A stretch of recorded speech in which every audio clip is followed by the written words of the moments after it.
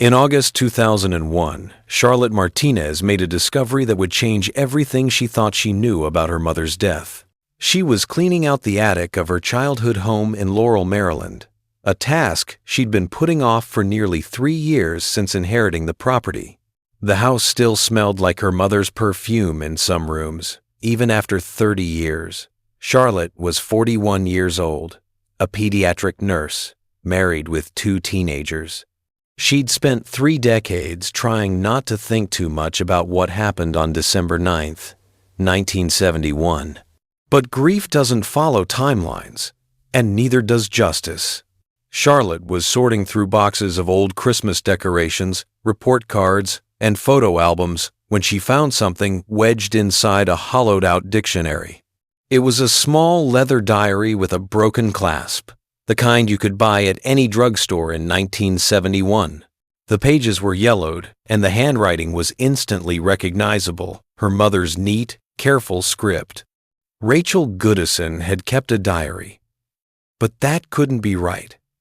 Charlotte clearly remembered the police asking about a diary during the investigation. She remembered her stepfather, Martin, telling the detectives that Rachel never kept one, that she wasn't the type to write things down. She remembered the detective seeming disappointed, but accepting this answer. Martin had lied. Charlotte's hands were shaking as she opened the diary to the final entries. December 1971, the last month of her mother's life. What she read there would set in motion a chain of events that would finally bring justice to Rachel Goodison and reveal a predator who'd been hiding in plain sight for decades. But to understand what Charlotte found, we need to go back to where this story really begins. December 9th, 1971. A snowy evening in suburban Maryland. A 911 call that would haunt investigators for 30 years. It was 8:47 p.m. when the call came in to the Prince George's County Emergency Dispatch. The voice on the other end was male, breathless, frightened. Martin Goodison told the operator that his wife had fallen down the basement stairs. She was unconscious. She wasn't breathing right. He needed help immediately. The operator asked him to stay calm, told him paramedics were on the way, asked if he knew CPR. Martin said he couldn't get to her. He was in a wheelchair. He couldn't get down the stairs to where she was lying. The first responders arrived at the Goodison home at 8:56 p.m. It was a modest 2-story colonial in a quiet neighborhood where people knew their neighbors and kids rode their bikes in the street until dark. Christmas lights twinkled on houses up and down the block. Inside the Goodison home, they found a scene that would be debated in courtrooms for years to come. Rachel Marie Goodison, 48 years old, was lying at the bottom of the basement stairs. She was unconscious, but breathing shallowly. There was blood on her face and matted in her blonde hair. The paramedics immediately began treatment while police officers secured the scene and tried to piece together what had happened. Martin Goodison was in his wheelchair in the basement, holding his wife's hand. Tears were streaming down his face. He was a decorated Vietnam veteran who'd lost the use of his legs in a vehicle accident in Germany 3 years earlier. To the responding officers, he looked like a man in the middle of every person's worst nightmare, watching someone you love slip away and being physically unable to help them. Martin told the officers that he'd been in the garage organizing his tools. He'd come back inside around 8:30 p.m. and called out for Rachel but didn't get an answer. He'd wheeled himself to the top of the basement stairs and called down to her. She'd mentioned earlier that she was going to do some laundry. When she didn't respond, he'd used the stair lift to get himself down to the basement level. That's when he found her at the bottom of the stairs, unconscious. The officers noted Martin's statement. They noted that there was an open wine bottle on the kitchen counter and a glass with red wine residue in the sink. They noted that there were prescription pill bottles in the bathroom cabinet, Valium, prescribed to Rachel Goodison for anxiety. They noted Martin's wheelchair, his obvious physical limitations, his emotional distress. To the officers at the scene, this looked like a tragic accident. A woman had been drinking, possibly taken some medication, and had fallen down a steep flight of stairs. But one officer, a young patrolman named Carl Morrison, noticed something that struck him as odd. There wasn't much blood at the scene. For a head injury serious enough to cause unconsciousness, he expected to see more blood pooled around Rachel's head. He made a note of it in his report, but didn't pursue it further at the time. He was young. This was his first serious injury call, and more experienced officers had already classified it as an accidental fall.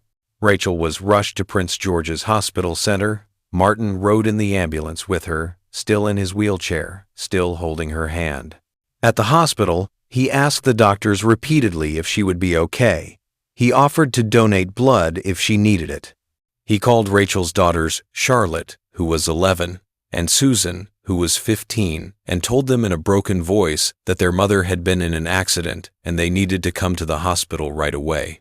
Rachel Goodison died at 11:42 p.m. on December 9, 1971, without ever regaining consciousness.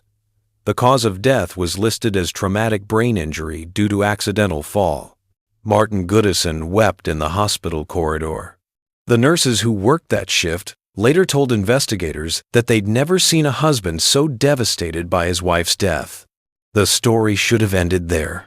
A tragic accident, a grieving widower, 2 daughters who'd lost their mother just 2 weeks before Christmas.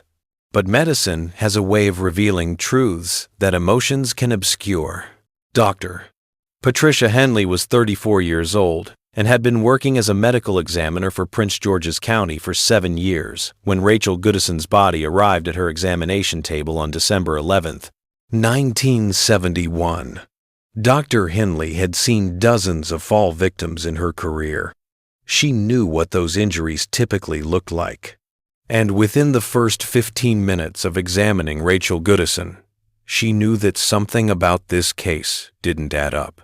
Rachel had 7 distinct lacerations to her scalp. That alone wasn't necessarily suspicious. Someone tumbling down a steep flight of stairs could certainly strike their head multiple times. But it was the pattern of these wounds that bothered Dr. Henley. They were all roughly the same size and depth. They formed a line across the back and side of Rachel's head. They looked less like impacts from randomly hitting different parts of a staircase and more like strikes from a single object, delivered with relatively consistent force. Dr. Henley documented her findings carefully. She measured each wound, photographed it, noted its depth and characteristics. She examined the skull fractures beneath the lacerations. There were 3 separate fracture lines, all radiating from impact points in that same linear pattern. She noted defensive wounds on Rachel's hands, bruises, and small cuts that suggested Rachel had raised her arms to protect herself from something. Then came the toxicology report, which raised even more questions. Rachel had alcohol in her system, a blood alcohol content of 0.09, just over the legal limit for driving. She also had Valium in her system, though not at a lethal level. The combination of alcohol and benzodiazepines would have impaired her coordination and judgment significantly. On the surface, this supported the accidental fall theory. But Dr. Henley had also found something else during her examination. There were faint bruises on Rachel's upper arms, the kind that come from being gripped tightly by someone's hands. These bruises were several days old, not fresh from the night she died. And there was a small fracture to the thyroid cartilage in Rachel's neck, the kind of injury that sometimes occurs during strangulation attempts, though not severe enough to have caused her death. Dr. Henley completed her autopsy report and marked the manner of death as undetermined pending investigation rather than accident. She called the police department and asked to speak with the detective assigned to the case. That's when Officer Carl Morrison got his first homicide investigation assignment, though nobody was officially calling it a homicide yet. Morrison was 24 years old, fresh out of the police academy with a bachelor's degree in criminal justice. He'd been hoping for a chance to work investigations, but he'd imagined it would be something straightforward to start with. Instead, he got Rachel Goodison, a case that would define his career and haunt him for 3 decades. Morrison started by going back to the scene. The Goodison home was empty. Martin had moved in with his brother temporarily while he made arrangements for Rachel's funeral. Morrison brought Dr. Henley with him, wanting her expert eye on the location where Rachel had allegedly fallen. The basement stairs were steep, Morrison noted. 15 steps from the main level down to the basement floor. The walls on either side were drywall, painted white. The stairs themselves were carpeted in a dark green shag carpet that was popular in the early 1970s. At the bottom of the stairs, Dr. Henley pointed out what Morrison had noticed the night of Rachel's death: there simply wasn't enough blood. A person who sustained 7 scalp lacerations, severe enough to fracture the skull, would bleed profusely. Scalp wounds bleed more than almost any other part of the body because the scalp is so richly supplied with blood vessels. Yet there were only a few small blood stains on the carpet at the bottom of the stairs. There was more blood on the wall about halfway up the staircase, a smear pattern that looked like it had been made by someone's bloody hair brushing against it. Dr. Henley hypothesized that Rachel hadn't been at the bottom of the stairs when she sustained her injuries. She'd been somewhere else, possibly at the top of the stairs or on the landing, and had been moved after she was injured. That would explain the blood pattern. He would also explain why Rachel's clothing had carpet fibers embedded in the blood on the back of her shirt fibers that were consistent with the living room carpet upstairs, not the basement carpet. Morrison expanded his investigation. He interviewed Rachel's daughters, her sister, her friends, her co-workers at the elementary school library where she worked. What he heard painted a very different picture from the one Martin Goodison had presented. Rachel had been happy in her job. She'd been looking forward to Christmas with her daughters. She'd been planning a spring vacation to visit her sister in Virginia. She'd shown no signs of depression or suicidal ideation.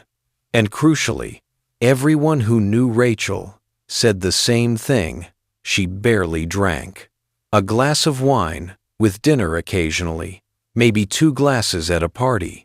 The idea that she'd consumed enough alcohol to have a 0.09 blood alcohol content didn't match who Rachel was at all. There was something else, too. Several of Rachel's friends mentioned that she'd seemed worried in the weeks before her death. She'd told her sister that Martin had been pressuring her to sign some insurance paperwork. She'd told a coworker that she was having trouble sleeping, that she felt anxious but couldn't quite explain why. She'd told her best friend that she'd started feeling dizzy and confused in the evenings, though she felt fine during the day. Morrison also learned something about Martin Goodison that made him pause. Before marrying Rachel in 1969, Martin had been married once before. His first wife, Elizabeth, had died in Germany in 1968 while Martin was stationed there with the Army. The cause of death was listed as accidental fall. She'd fallen down the basement stairs of their military housing unit. 2 wives, both dead from falls down basement stairs. Both deaths ruled accidental. Morrison knew that coincidences did happen. He knew that stairs were genuinely dangerous, especially for people who'd been drinking. But his instincts, the same instincts that had made him notice the lack of blood at the original scene, told him that something was very wrong here. He requested Elizabeth Goodison's death investigation file from the military police. What he got back was frustratingly thin. Elizabeth had died in April 1968. She was 31 years old. She'd been found at the bottom of the basement stairs by her husband Martin, who'd come home from his shift to find her unconscious. She had alcohol in her system. Martin had been in a wheelchair at the time due to a vehicle accident he'd been in 3 months prior. The investigation had been minimal. The military police had concluded it was an accidental death and closed the case within a week. Morrison noted the timeline with growing suspicion. Martin's disabling vehicle accident happened 3 months before Elizabeth died. Just long enough for him to establish himself as disabled, to make it seem impossible that he could have harmed his wife. Then Elizabeth died under circumstances that were strikingly similar to what happened to Rachel. With Dr. Henley's autopsy findings, the suspicious circumstances, and the pattern of a previous wife dying in nearly identical fashion, Morrison felt he had enough to recommend charging Martin Goodison with murder. The district attorney agreed. In February 1972, Martin Goodison was arrested and charged with first-degree murder in the death of Rachel Goodison. The trial began in March 1972 and lasted 6 weeks. It became one of the most closely watched cases in Maryland that year, not because Martin Goodison was famous, but because the central question of the trial was so compelling. Could a man in a wheelchair commit murder? The prosecution's case was built on 3 pillars. First, doctor. Henley's medical evidence showing that Rachel's injuries were inconsistent with a simple fall and more consistent with being struck repeatedly with an object. Second, the evidence of premeditation, the insurance policies Martin had taken out on Rachel in the months before her death, totaling $250,000. And third, the suspicious similarity to Elizabeth Goodison's death. Carl Morrison testified about the crime scene, about the lack of blood where it should have been, about the carpet fibers that suggested Rachel had been moved. Dr. Henley testified about the pattern of injuries, the defensive wounds, the evidence that Rachel had been gripped tightly by the arms in the days before her death. Rachel's sister testified that Rachel had mentioned feeling frightened of Martin, though she'd been vague about why. But the defense had a powerful counter-narrative, and they built it around Martin's wheelchair. Martin's defense attorney was a skilled litigator named Robert Brennan, who understood that the jury needed to see Martin not as a defendant, but as a victim of circumstance. Every day of the trial, Martin arrived in his wheelchair. Brennan had him positioned so that the jury could see him clearly, could see him struggle to reach for a glass of water, could see him need assistance with his papers, could see the physical reality of his disability. The defense called their own medical expert, Dr. Ethan Lee, a forensic pathologist from Johns Hopkins. Dr. Lee testified that all of Rachel's injuries could indeed have been caused by a fall down steep basement stairs. He explained that a person tumbling downstairs would strike their head multiple times in rapid succession, which could create a pattern of similar wounds. He said the fracture to the thyroid cartilage could have occurred when Rachel's neck struck the edge of a stair. He suggested that the defensive wounds on her hands could have happened as she tried to catch herself during the fall. Dr. Lee was convincing. He had impressive credentials. He spoke with authority. And most importantly, his explanation allowed the jury to believe what they could see with their own eyes, that the man in the wheelchair sitting at the defense table couldn't possibly have overpowered and beaten a healthy woman.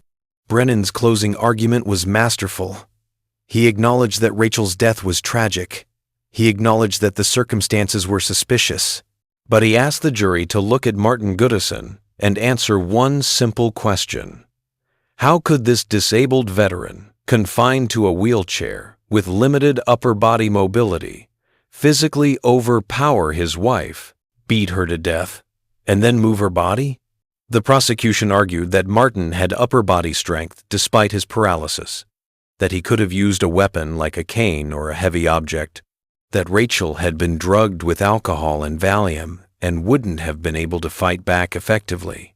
But they couldn't overcome the simple visual of Martin in his wheelchair, looking frail and incapable of violence. The jury deliberated for 8 hours. They sent out 2 notes asking for clarification on the medical evidence. They requested to see the photographs of Martin's wheelchair and his medical records documenting his disability. When they returned, they delivered a verdict that would echo for 3 decades: not guilty. The courtroom erupted in mixed reactions. Some people applauded, believing justice had been served and an innocent disabled man had been saved from a wrongful conviction. Others sat in stunned silence. Rachel's daughters Charlotte and Susan watched their stepfather accept condolences from supporters, watched him wheel out of the courtroom a free man, and knew in their hearts that their mother's killer would never face justice. Carl Morrison sat in the back of the courtroom, his first major case ending in an acquittal. He would never forget the feeling of watching Martin Goodison leave that courthouse. He'd done everything right, he'd followed the evidence, he'd built a solid case, but it hadn't been enough. The wheelchair had been a shield that the prosecution couldn't penetrate. Martin moved to Florida within a year. He remarried in 1974, a woman named Margaret who had multiple sclerosis and used a wheelchair herself. He started a new life, collected his veterans' benefits, and appeared to be just another retired soldier living out his golden years in the sunshine. But Martin Goodison hadn't stopped being what he was. He'd just gotten better at hiding it. Charlotte Martinez, née Goodison, spent 30 years trying to move forward from her mother's death. She went to college, became a nurse, got married, had children of her own. She rarely talked about what happened to her mother. When people asked, she usually just said her mother had died in an accident when Charlotte was 11. It was easier than explaining the trial, the acquittal, the years of wondering if her stepfather had really killed her mother or if she'd been wrong to suspect him. Charlotte's grandmother, Rachel's mother, had maintained the family home in Laurel, unable to let go of the place where her daughter had lived. When the grandmother died in 1968, the house passed to Charlotte. She couldn't bring herself to sell it, but she couldn't bring herself to deal with it either. It sat mostly empty for 3 years, filled with 3 generations of accumulated belongings. In August 2001, Charlotte finally decided it was time. Her own children were getting older, asking questions about their grandmother. Charlotte realized she needed to face this part of her past if she was ever going to find peace with it. The attic was hot and dusty, full of boxes that no one had opened in decades.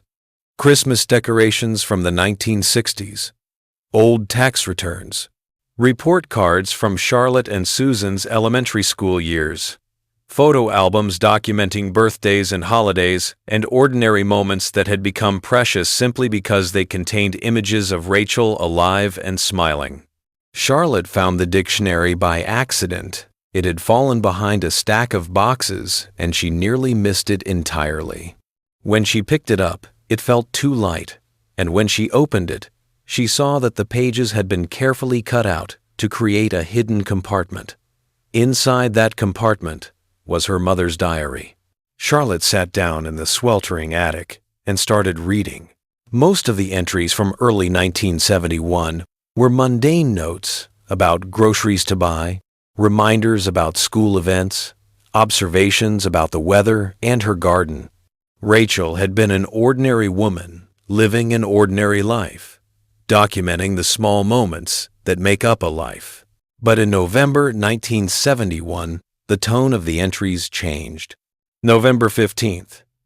Martin's been having me sign papers for insurance. He says it's just updating our policies, making sure the girls would be taken care of if something happened to one of us.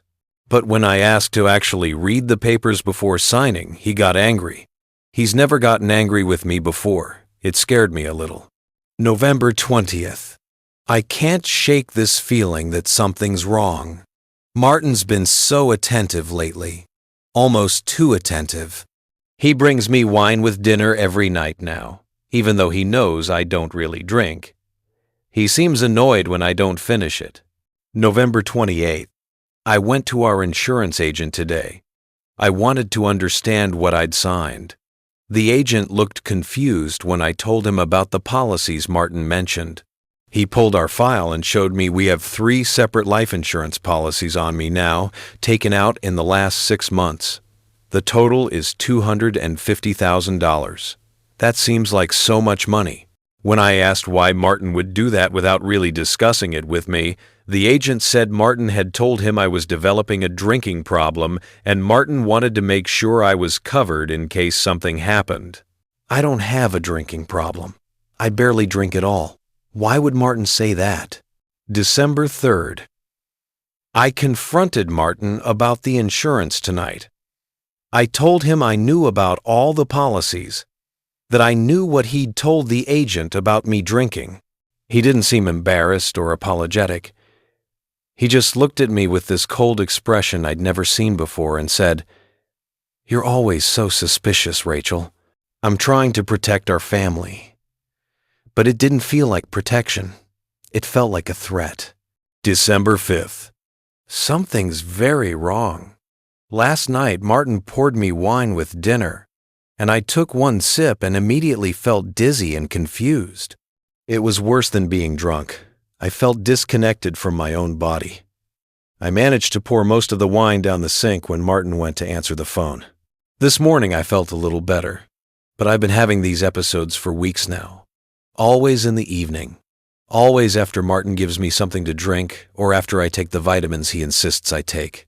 I'm starting to think he's putting something in them. December 8th. I'm scared. I don't know who to tell or what to do. If I'm wrong, I'll destroy my marriage over paranoid suspicions. But if I'm right, Martin brought me wine tonight and kept insisting I drink it. He brought me pills, he said, were from my doctor for my nerves.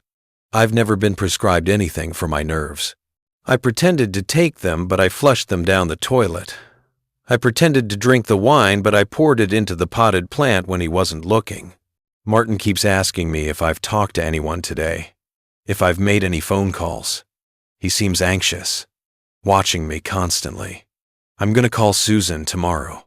I need to tell someone what's happening. I need help. There were no more entries after December 8th. Rachel Goodison had died the next day. Charlotte sat in that hot attic, her mother's diary in her shaking hands, and wept.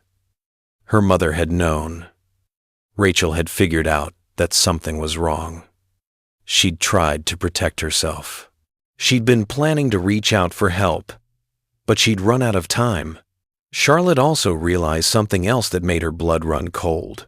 Her mother had written that she was going to call Susan the next day, but Susan had never received that call, which meant Martin must have acted immediately, before Rachel could tell anyone what was happening.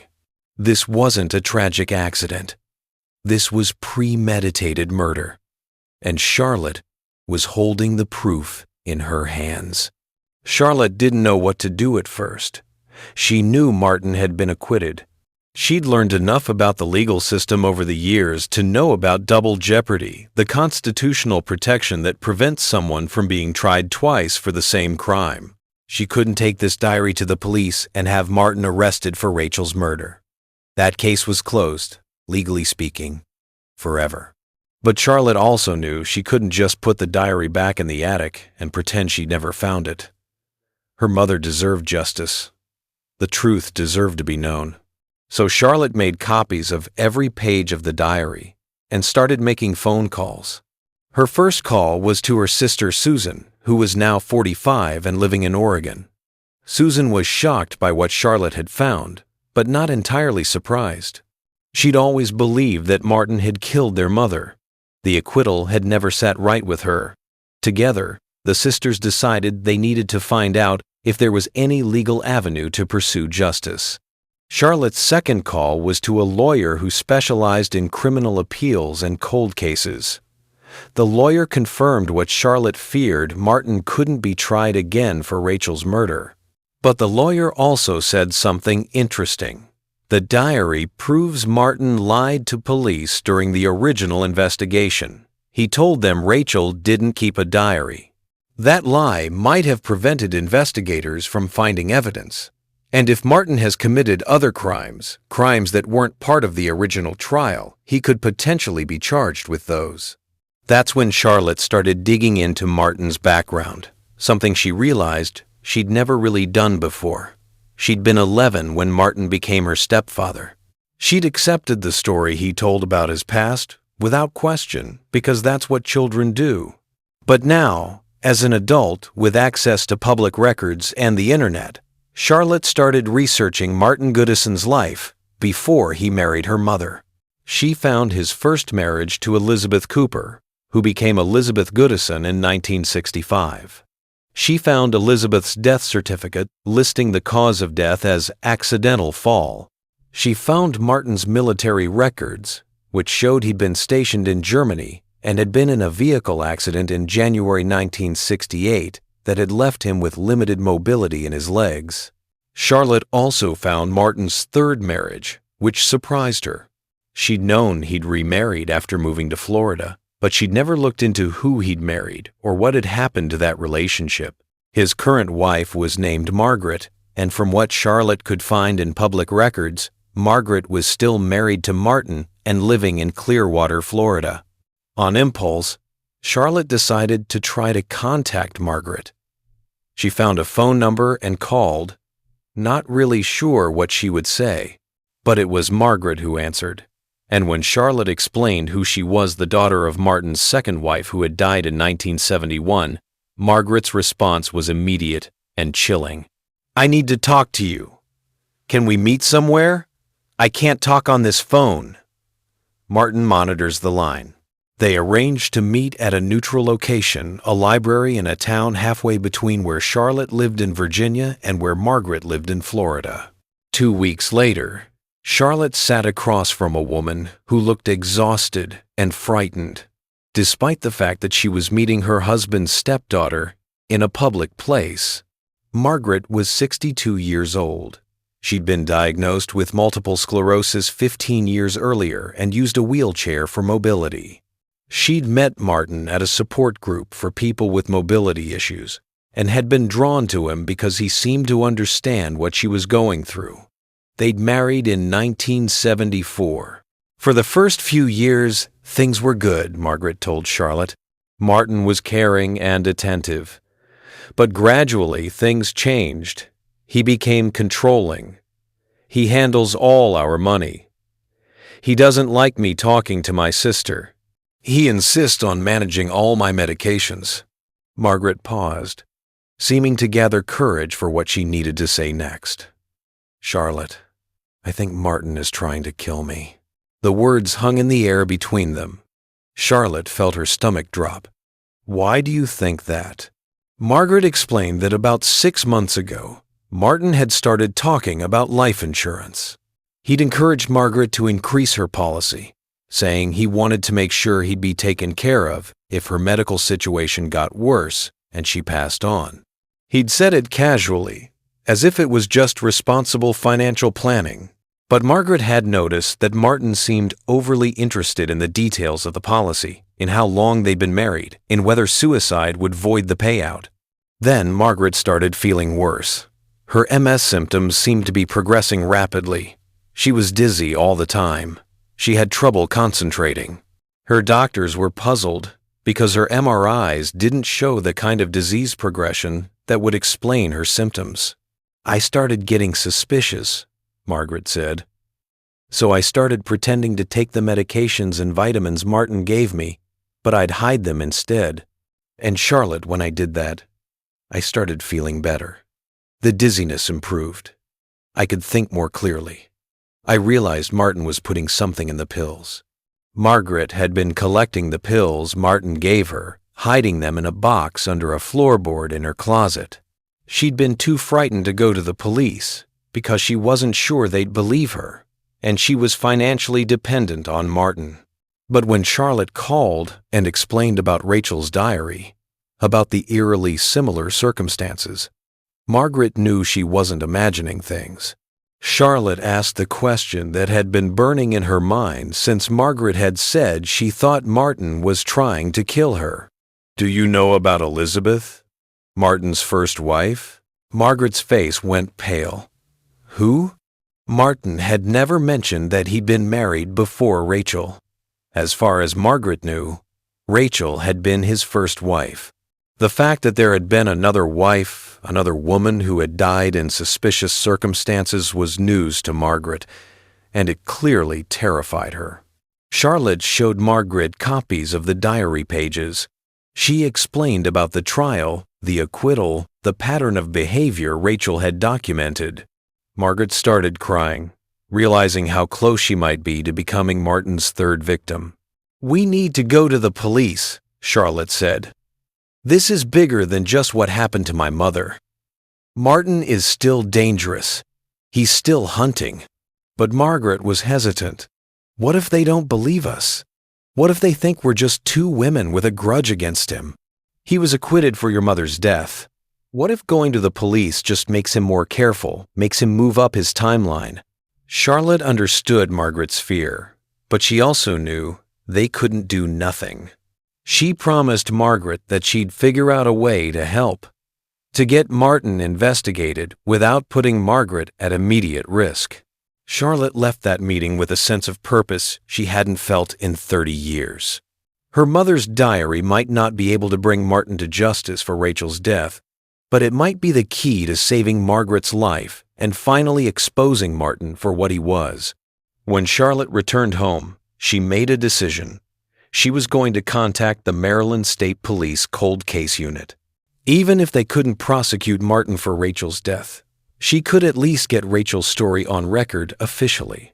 And maybe, just maybe, the detectives would see the pattern that she was seeing.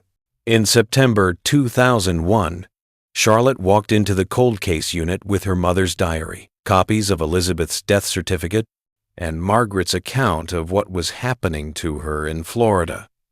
The detective who met with her was a captain now, but Charlotte recognized him immediately.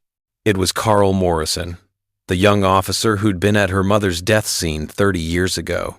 Morrison recognized Charlotte, too. "I remember you," he said quietly. "You were just a little girl. I'm so sorry about your mother." "So am I," Charlotte said. "And I'm sorry that you couldn't get justice for her, but I think I found something that might help." Morrison listened as Charlotte laid out everything she'd discovered. He read Rachel's diary with growing intensity, his expression darkening as he turned the pages. When Charlotte told him about Margaret and her suspicions that Martin was currently trying to kill his third wife, Morrison's jaw clenched. "This son of a bitch," Morrison said, then immediately apologized for the language. "I'm sorry, but I've carried your mother's case with me for 30 years. I knew something was wrong. I knew he did it, but we couldn't prove it in a way that convinced the jury." Morrison explained that he'd followed Martin's case even after the acquittal. He'd kept the case file on his desk for years, reviewing it periodically to see if there was anything he'd missed. When he'd heard that Martin had remarried and moved to Florida, Morrison had felt a sense of dread. He'd even called the Clearwater police to let them know that Martin was living in their jurisdiction and to be aware that he'd been accused of murdering his previous wife. But there was nothing they could do. Martin had been acquitted, and he had every right to live wherever he wanted.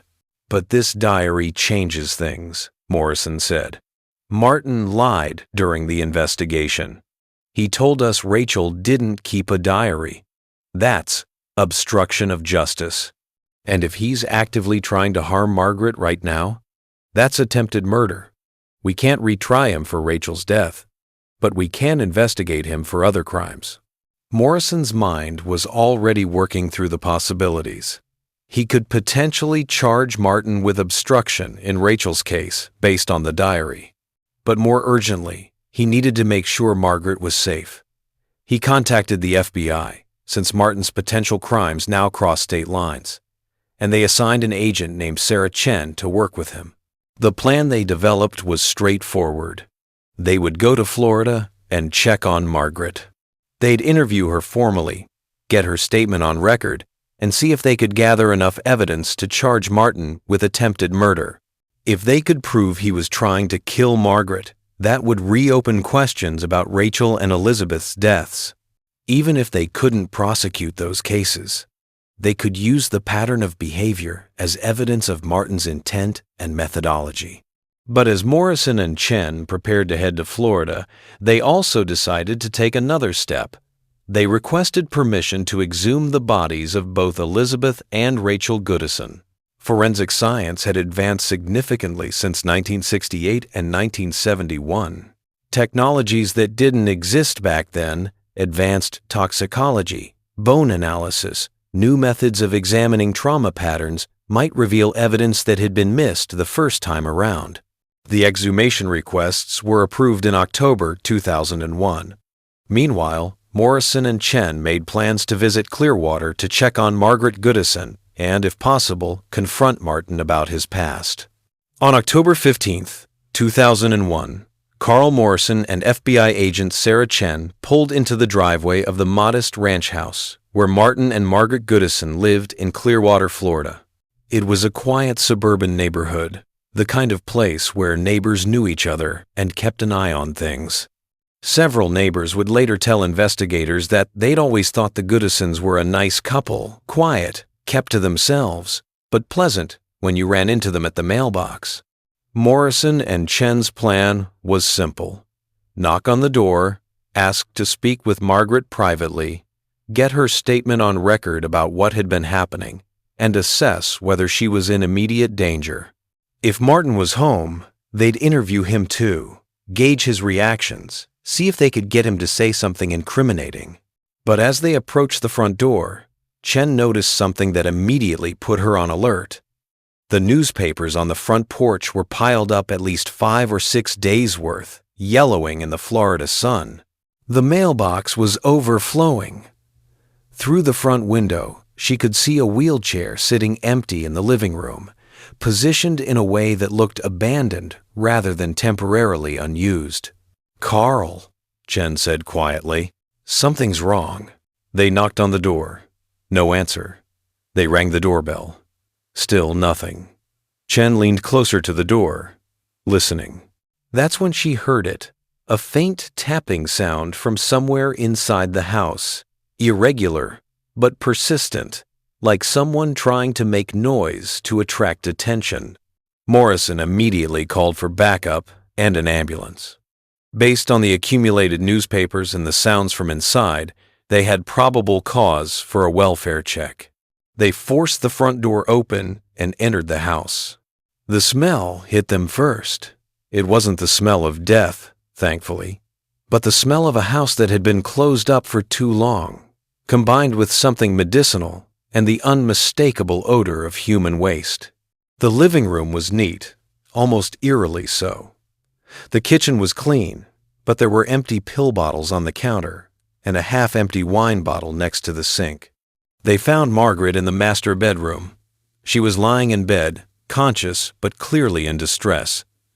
She was dehydrated, weak, and confused. Her wheelchair had been positioned just far enough from the bed that she couldn't reach it. The phone that normally sat on the nightstand was gone. There was a plastic pitcher on the dresser across the room. Margaret could see the water but couldn't reach it. Margaret had been left alone in that bedroom for 4 days. Martin had told her he was going to visit his brother in Tampa for a few days, and that a neighbor would check on her. But no neighbor had come. Margaret had tried to call for help, but there was no phone. She tried to drag herself out of bed to her wheelchair, but Martin had secured the bed rails in a way that made it impossible for her to get enough leverage. All she could do was tap on the nightstand whenever she heard a sound outside, hoping someone would hear her and investigate. While paramedics tended to Margaret, Morrison and Chen searched the house. In Martin's home office, they found a fireproof safe that was partially open. Martin must have been in a hurry when he left and hadn't closed it properly. Inside that safe was a treasure trove of evidence that would finally expose Martin Goodison for what he really was. There were detailed financial records showing the life insurance policies Martin had taken out on Elizabeth, Rachel, and Margaret. The policy values had increased, with each wife $50,000 for Elizabeth, $250,000 for Rachel, $400,000 for Margaret. There were receipts for purchases of antihistamines and sleeping aids in large quantities. There were handwritten notes, not quite a journal, but close, documenting Martin's observations about each wife's behavior, their routines, their weaknesses. One note, dated September 2001, was particularly chilling. It read, "M. Starting to get suspicious. Need to accelerate timeline.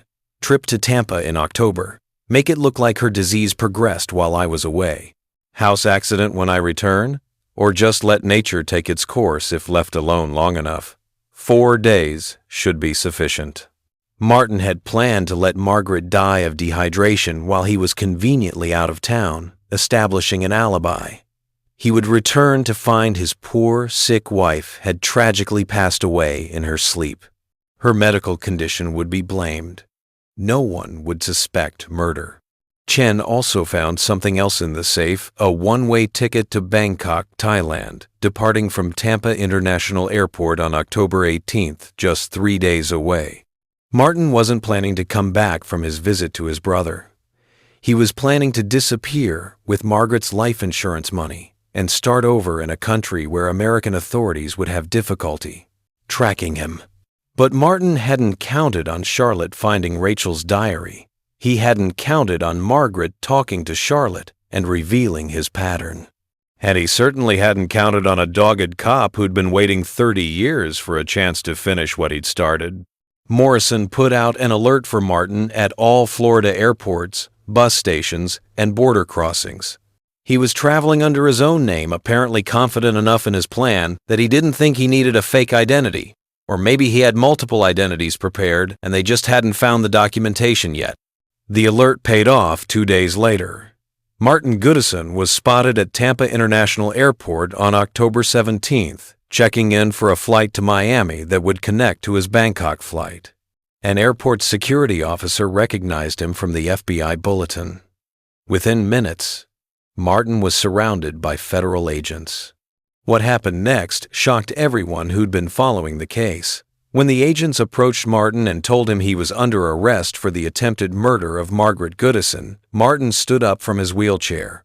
Not awkwardly or with difficulty, but smoothly, almost naturally. He stood and faced the agents with an expression that one of them later described as almost amused. Like he was impressed we'd caught him.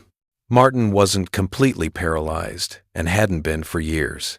He'd had partial mobility in his legs since at least the mid-1980s, but he'd continued to use the wheelchair because it served his purposes. It made him seem vulnerable, harmless, incapable of violence. It had been the cornerstone of his defense in Rachel's murder trial. And it had been a lie. The disassembled wheelchair in his luggage wasn't a medical necessity. It was a prop.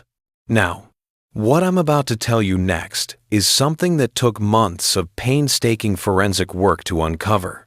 And it's the kind of breakthrough that changed everything we thought we knew about this case. If you want to make sure you don't miss cases like this, where modern science finally brings justice to victims who waited decades, go ahead and hit that subscribe button and turn on your notifications. Because there are hundreds of cold cases out there right now where families are still waiting for answers. And when those breakthroughs happen, you'll want to hear about them. These stories matter. These victims deserve to be remembered. And I'll be here covering every development as justice slowly catches up with the truth. Martin Goodison was extradited back to Maryland to face charges of attempted murder of Margaret Goodison and obstruction of justice in Rachel Goodison's death investigation. While he sat in jail awaiting trial, Dr. Patricia Henley was overseeing the exhumation and re-examination of Rachel and Elizabeth's bodies. Exhuming bodies that have been buried for 3 decades is always a challenge. Decomposition, embalming, environmental factors, all of these can degrade the evidence that remains. But Dr. Henley had new tools at her disposal that simply hadn't existed in 1971. Advanced toxicology that could detect substances in bone marrow. Better imaging technology for examining skeletal trauma. More sophisticated methods for analyzing tissue samples that had been preserved during the original autopsies. Rachel's body was exhumed first in November 2001. The skeletal trauma that Dr. Henley examined confirmed what she'd suspected 30 years earlier. The pattern of skull fractures was consistent with repeated blows from a narrow cylindrical object, not with falling down stairs. The fractures showed a consistency of force and angle that would be nearly impossible to achieve from a tumbling fall, but very consistent with someone striking a victim multiple times with the same object held in the same way. The toxicology results were even more revealing. Hair samples and bone marrow analysis revealed the presence of high levels of diphenhydramine, a common antihistamine that, in large doses, causes severe drowsiness, confusion, and impaired motor control. It's the active ingredient in medications like Benadryl. In Rachel's case, the levels were far higher than would be therapeutic, suggesting chronic dosing over a period of weeks or possibly months. Dr. Henley hypothesized that Martin had been systematically drugging Rachel with antihistamines, possibly crushing them and mixing them into her food or drinks. The symptoms Rachel had described in her diary, feeling dizzy and confused in the evenings, feeling disconnected from her body, were classic signs of antihistamine overdose. The alcohol found in Rachel's system on the night she died would have amplified these effects, making her even more impaired. But Rachel hadn't been a regular drinker. So how did Martin get enough alcohol into her system to register a 0.09 blood alcohol content? The answer, Dr. Henley realized, might have been force. If Rachel had been drugged with antihistamines and was already impaired, Martin could have physically forced her to drink wine or poured it down her throat. There was evidence of minor soft tissue damage to the inside of Rachel's mouth and throat that could have been caused by this, though the original autopsy had attributed it to the trauma of the fall. Elizabeth's exhumation results were equally damning.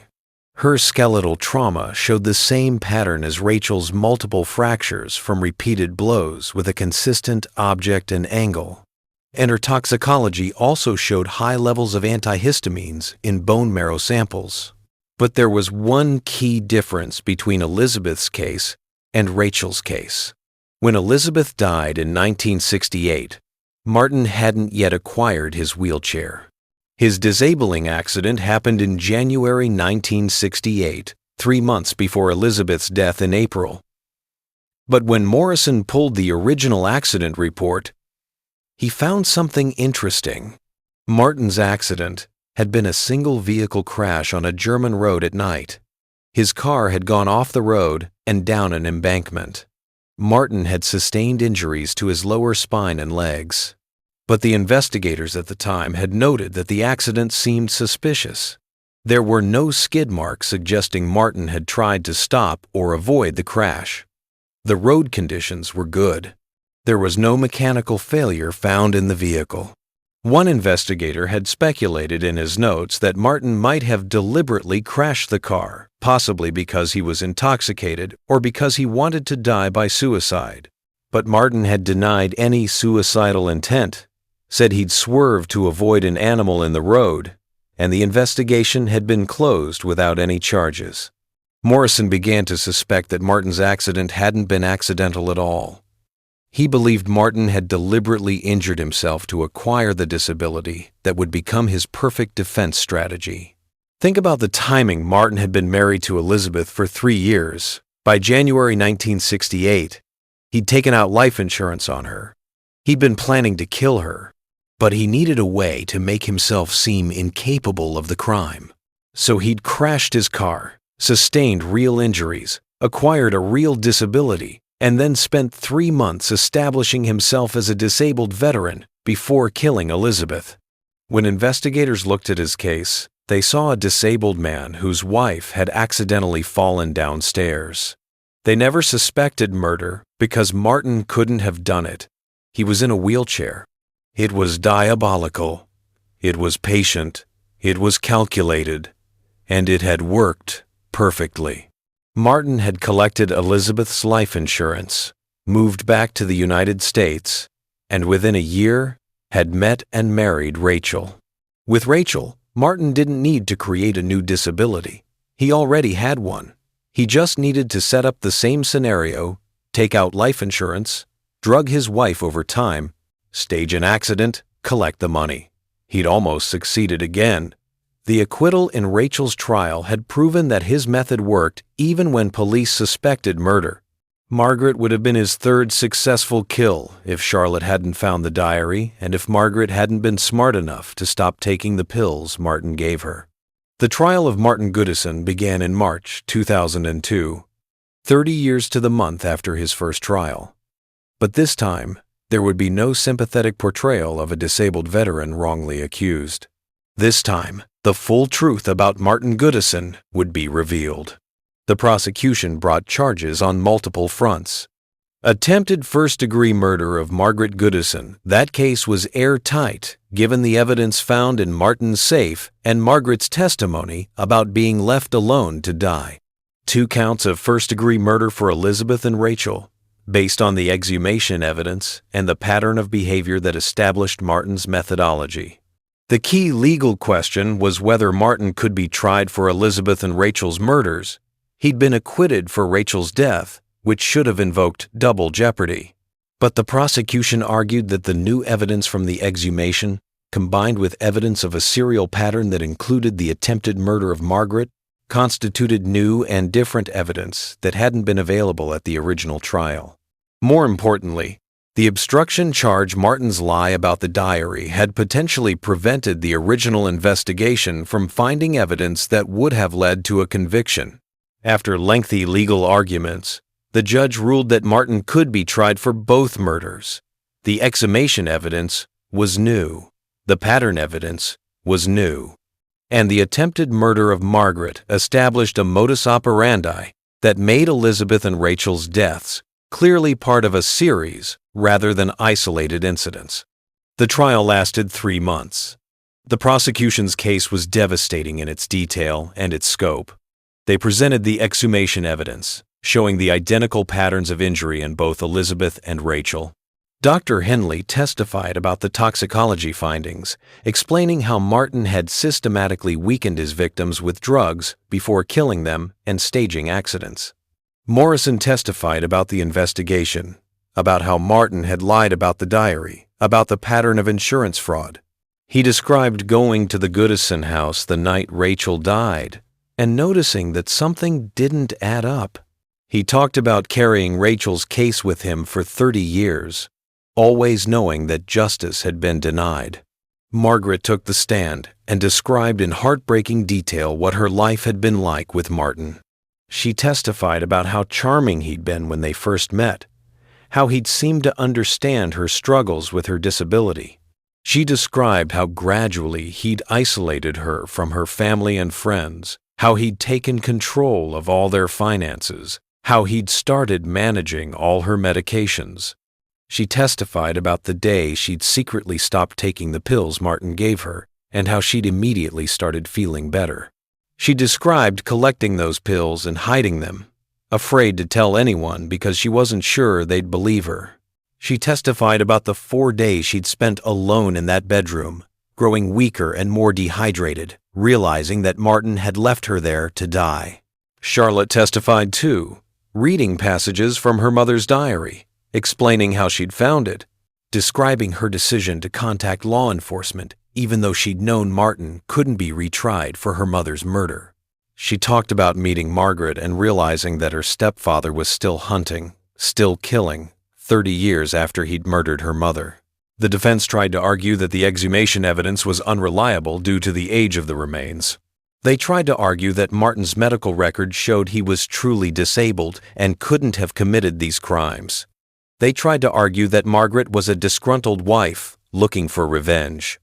But none of it worked. The evidence was too overwhelming. The pattern was too clear. And most importantly, Martin had been caught literally fleeing the country with a one-way ticket after leaving his wife to die. Perhaps the most damaging moment of the trial came when the prosecution played security footage from Tampa International Airport showing Martin walking. The footage was clear and undeniable. Martin Goodison could walk. He'd been able to walk, at least partially, for years. The disability that had been the cornerstone of his defense in 1972 was at least partly a performance. The prosecution brought in medical experts who examined Martin and testified that while he did have some permanent nerve damage from his 1968 accident, he had far more mobility and function than he'd been claiming. With physical therapy and assistive devices, Martin could walk short distances. He had full strength in his upper body and arms. He was more than capable of wielding a heavy object as a weapon. He could have overpowered women who'd been drugged and weakened by weeks of antihistamine poisoning. Martin never testified. His lawyers advised against it, knowing that he'd be eviscerated on cross-examination. He sat in the courtroom every day in his wheelchair, though now everyone knew it was at least partially a prop, looking older and frailer than he had at his first trial, but showing no emotion as witness after witness described his crimes. The jury deliberated for 12 hours over 2 days. When they returned, Martin showed no reaction as the verdicts were read. Guilty on all counts. Attempted first-degree murder of Margaret Goodison. First-degree murder of Rachel Goodison. First-degree murder of Elizabeth Goodison. The sentencing hearing was brief. The judge had no sympathy for Martin Goodison. She called him one of the most calculating and manipulative criminals she'd seen in her 30 years on the bench.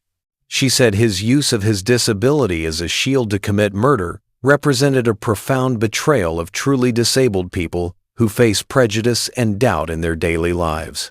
Martin Goodison was sentenced to 3 consecutive life terms without the possibility of parole. He would die in prison. At 74 years old, that fate was a virtual certainty. As he was led from the courtroom, Martin turned back one last time. He looked at Charlotte and Susan, sitting in the front row where they'd sat 30 years earlier as children watching their stepfather be acquitted. For just a moment, Charlotte saw something flicker across Martin's face. Not remorse, not shame, but what looked almost like grudging respect.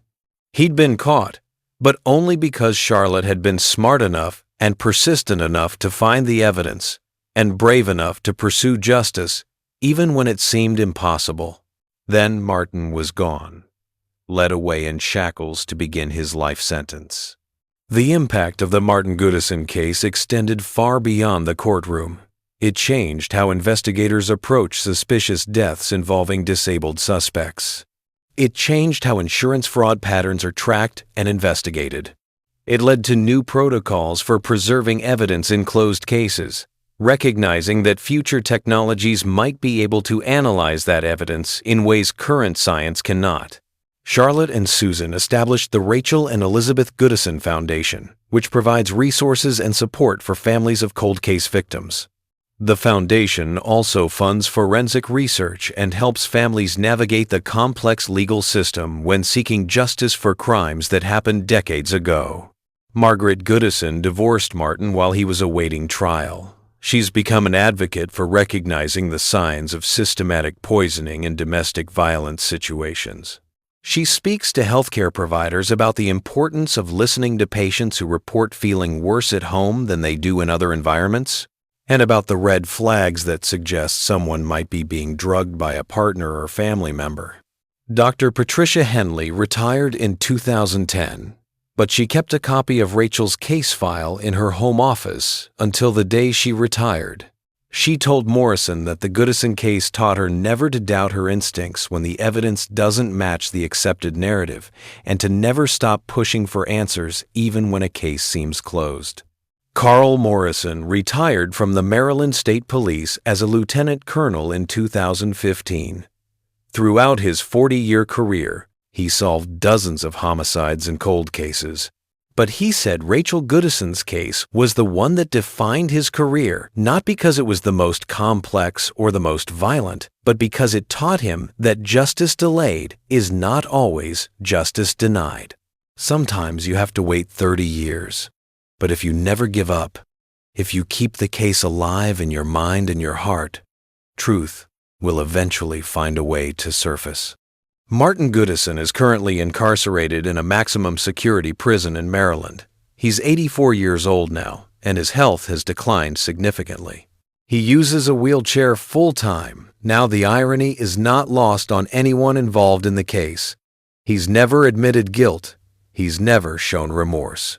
He's never explained why he did what he did, though investigators believe the motive was straightforward: money. Martin saw women as opportunities. Elizabeth, Rachel, and Margaret were all women with good life insurance policies and few close family connections who might ask difficult questions. He married them, isolated them, took out insurance policies on them, and then killed them in ways that looked accidental. The disability was his shield, his perfect defense that made him seem incapable of violence. It worked twice and almost worked a third time.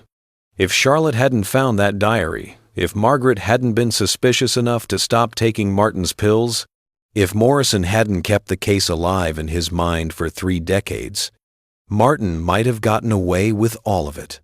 But there's something else about Martin's case that keeps investigators awake at night. His marriage to Elizabeth in 1965 was his first marriage. Or at least, it was the first marriage they could find records for. But Martin had been in the military since 1960. He'd been stationed in multiple countries. He'd had opportunities to meet women in places where records might not be easily accessible. In the years since Martin's conviction, Morrison has received occasional calls from cold case investigators in other jurisdictions. A suspicious death in Korea in 1963, a woman found at the bottom of stairs, husband was an American soldier. An unexplained drowning in the Philippines in 1964. A woman who supposedly fell off a pier drunk, her boyfriend was American military. An accidental carbon monoxide poisoning in Texas in 1967, a woman alone in a garage with a running car, her boyfriend had left for a work trip the day before. None of these cases can be definitively linked to Martin. The evidence is too old. The record's too fragmentary. Martin refuses to discuss his past, and his lawyers have advised him to maintain his silence. But the pattern is there, faint but visible if you know how to look for it. The truth is, we may never know the full scope of Martin Goodison's crimes. We may never know how many women died before he perfected his method. We may never know if Elizabeth was really his first victim, or just the first one anyone found. And that brings me to something important. If this case has shown you anything, it's that cold cases can be solved. Decades-old mysteries can be unraveled. Victims who were silenced can finally have their voices heard. I cover cases like this regularly. Stories where persistence, new technology, and brave family members finally bring killers to justice. If you want to stay updated on these investigations, make sure you're subscribed and have your notifications turned on, because every week there are breakthroughs happening in cases just like Rachel's. Families are getting answers. Predators are being caught. And these stories deserve to be told. Your subscription helps ensure these victims aren't forgotten and that their stories reach the people who need to hear them. What we do know is this. Rachel Goodison saw the truth about the man she'd married, and she wrote it down. She tried to protect herself. She tried to reach out for help. And even though it couldn't save her life, her words eventually brought her killer to justice and saved another woman's life. Charlotte Martinez still has her mother's diary. She keeps it in a safe deposit box, visiting it occasionally, reading her mother's words, finding comfort in the fact that Rachel's voice wasn't silenced forever. The final entry, the one from December 8, 1971, ends with a line that Charlotte finds both heartbreaking and hopeful. I'm going to call Susan tomorrow. I need to tell someone what's happening. I need help. Rachel ran out of tomorrows, but her words lived on, waiting patiently in a hidden compartment in a hollowed-out dictionary, waiting for the right person to find them. And when Charlotte found those words 30 years later, they became the key that finally unlocked the truth. That's the power of truth.